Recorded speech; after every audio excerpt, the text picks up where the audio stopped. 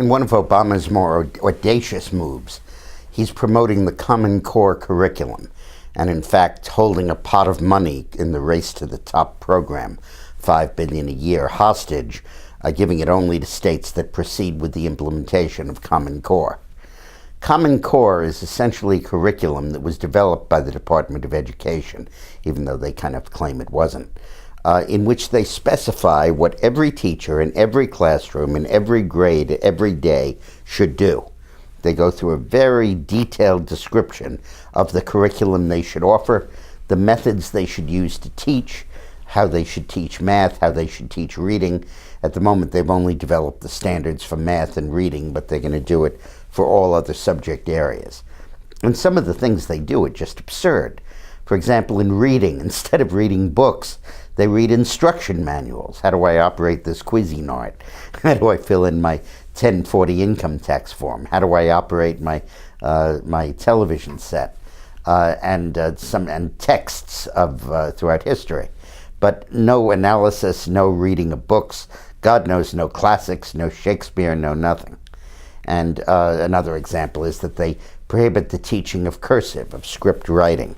How are kids going to read the documents that have been written in script before the typewriter was invented? But in many areas, particularly in math, they are requiring essentially lower standards. That is, don't start teaching algebra until the 9th grade, which means you probably can't teach calculus in high school. And kids go to college much less prepared than they used to. The most dangerous part of this is that there's an effort by the Obama administration and the Department of Education to tell states that use Common Core, and 45 states are doing it now, that if the students graduate pursuant to a Common Core curriculum, you have to presume that they're eligible to do college work and not require them to take remedial courses before they enter college.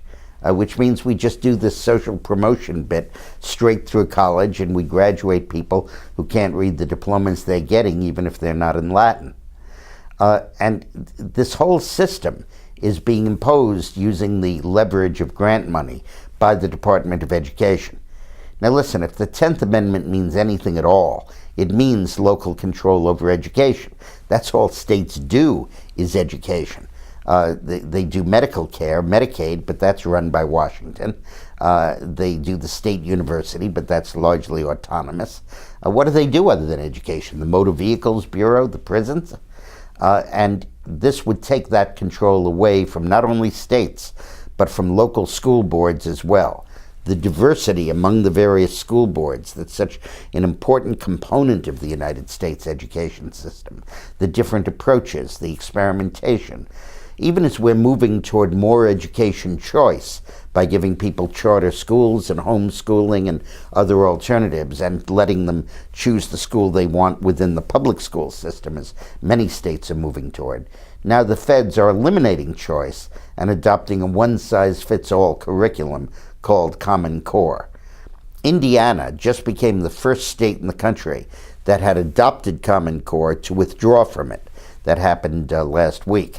And I would urge other states to do it, and I would urge other people to get involved in the movement to stop Common Core from making our education a cookie-cutter system controlled by Washington.